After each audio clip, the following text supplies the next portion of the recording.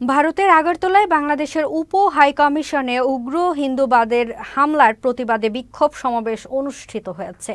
বিকেলে জাতীয় জাদুঘরের সামনে এই বিক্ষোভ সমাবেশ করেছে জাতীয় নাগরিক কমিটি।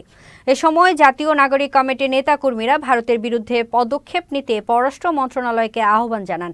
এছাড়াও ভারতের সাথে সকল চুক্তি বাতিল সহ দিল্লির আগ্রাসন বন্ধে সরকারকেও আহ্বান জানান নাগরিক কমিটির নেতাকর্মীরা। দেশের স্বার্থে সবাইকে এক হয়ে কাজ করতে বলেও জানান তারা। আমরা সবাই বাংলাদেশের নাগরিক হিসেবে বাঁচতে চেয়েছি।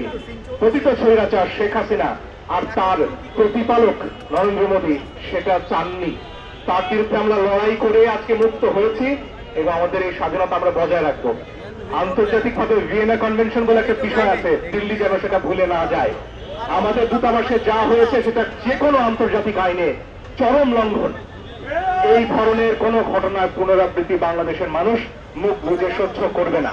তাদের যে গোলাম সরকার, আওয়ামী লীগ সরকার, তাদের গোলাম যে শেখ হাসিনা, তাদেরকে বসিয়ে তারা এত বছর 15 বছর এখানে ভোটবিহীন, গণতন্ত্রবিহীন একটা বাংলাদেশ তারা করে রেখেছিল। এবং আমরা এখন দেখছি যে তারা শুধু সেটাতেই ক্ষান্ত নয়, আমরা দেখেছি যে বাংলাদেশের উপ হাই কমিশন, যেটা বেসিক্যালি বাংলাদেশের মাটি, সেখানেও তারা হামলা করার মতো ধৃষ্টতা দেখাচ্ছে।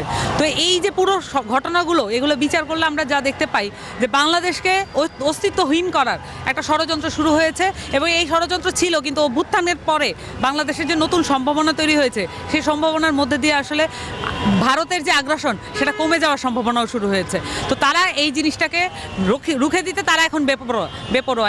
আগামীতে বাংলাদেশ নিয়ে যদি কোনো ষড়যন্ত্র হয়, বাংলাদেশের শান্তিপ্রিয় জনতা যারা রয়েছেন, ছাত্রবৃন্দ যারা রয়েছেন, আপনারা ঐক্যবদ্ধভাবে মাঠে থাকবেন। আমাদের লড়াই চলবে। সবাই সমস্যারে বলে দিল্লি না ঢাকা।